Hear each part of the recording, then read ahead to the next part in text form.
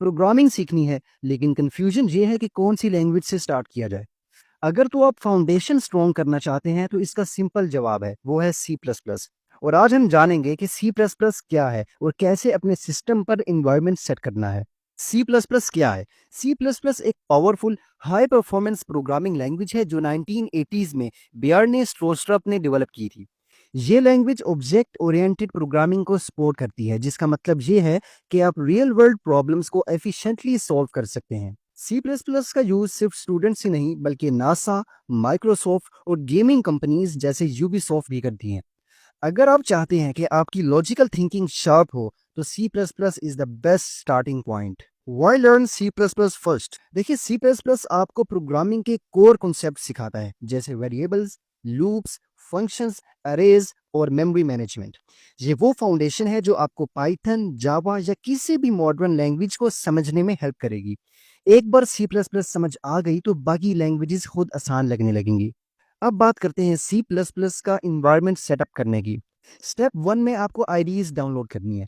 अगर तो आप विंडोज यूज कर रहे हैं तो कोड ब्लॉक्स या Dev C plus plus download करें। ये लाइट वेट आईडीज हैं। स्टेप 2 में हमें जीसीसी कंपाइलर इंस्टॉल करना है, लेकिन अगर आप कोड ब्लॉक्स यूज कर रहे हैं तो कोड ब्लॉक्स के अंदर ये बिल्ट इन होता है। स्टेप नंबर 3 की बात करें तो अब हमें एक सिंपल प्रोग्राम लिखना है। फॉर एग्जाम्पल, हमने एक हेलो वर्ल्ड का प्रोग्राम लिखा।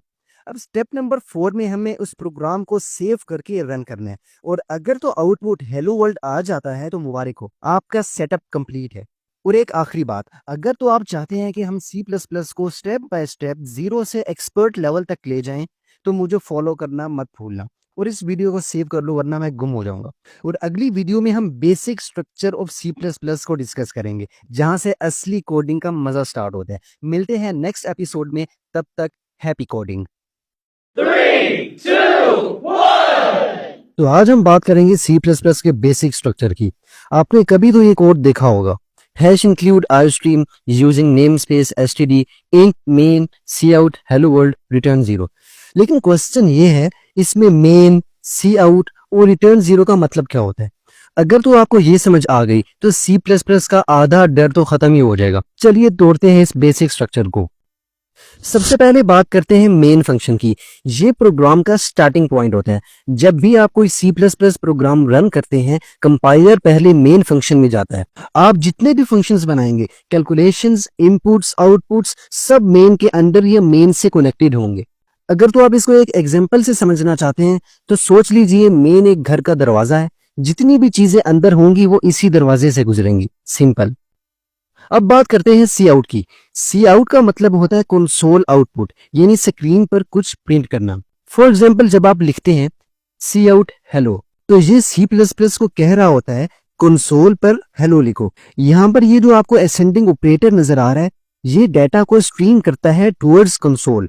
अब हम एक और एग्जांपल से समझते हैं। फॉर एग्जांपल, हमने लिखा सी आउट एज 25।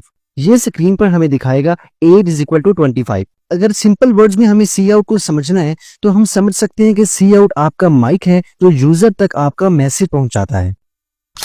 आखिर में बात करते हैं रिटर्न 0 की। इसका मतलब होता है कि प्रोग्राम सक्सेसफुली रन हो गया। यहाँ पर रिटर्न 0 का मतलब होता है कि कोई एरर नहीं आया।